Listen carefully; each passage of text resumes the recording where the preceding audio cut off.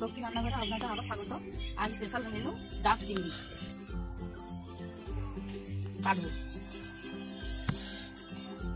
ভালো করে একে গোল করে কাটতে হবে। এবার আমি ডাবের জলটা ঢেলে নেব। এবার আমি ভিতরে ডাবের শাঁসটাকে বের করে নেব। আচ্ছা, মালাইকারিতে লাগবে, তাই আমি ভালো করে একে ছিলে নিচ্ছি।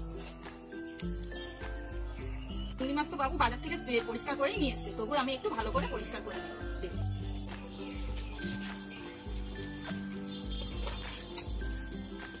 প্রথমে ডাব চিংড়ির জন্য আমি 4টি লঙ্কা দিয়ে দিলাম, তারপরে রসুন কুচি, আদা কুচি দিয়ে দিলাম, পেঁয়াজ কুচিয়ে দিলাম, নেব।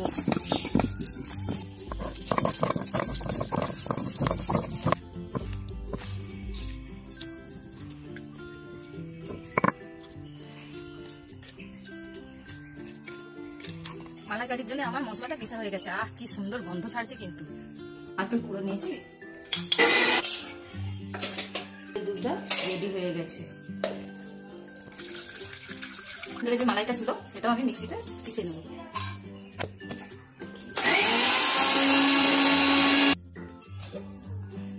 ঢেলে নিচ্ছি।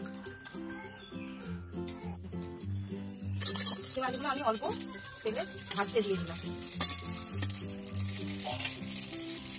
ডাব চিংড়ির জন্য 10 সেকেন্ড 20 সেকেন্ড একটু ভেজে নেব মাছটাকে।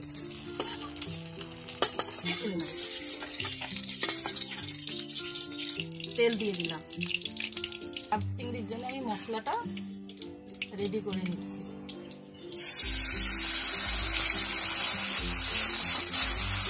সেটাও দিয়ে দেবো, খেলে দুধটাও দিয়ে দেবো।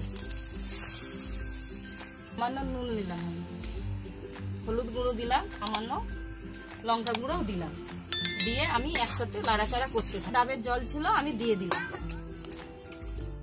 ফুটতে দিলাম। পুরো রেডি হয়ে গেছে। এবারে আমি চিংড়ি মাছগুলো দিয়ে দিচ্ছি।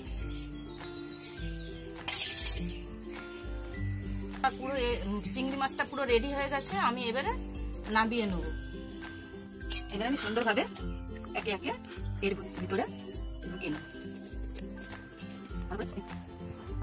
এভাবে আমি ঢাকা দিয়ে দিলাম। এখন চারিধারে আপনারা করে নেবেন যাতে এর ভাতটা না বেরোয়। ডাব চিংড়িটা আমি ছাড়িয়ে নিচ্ছি। এই দেখো কি সুন্দর হয়েছে। দেখো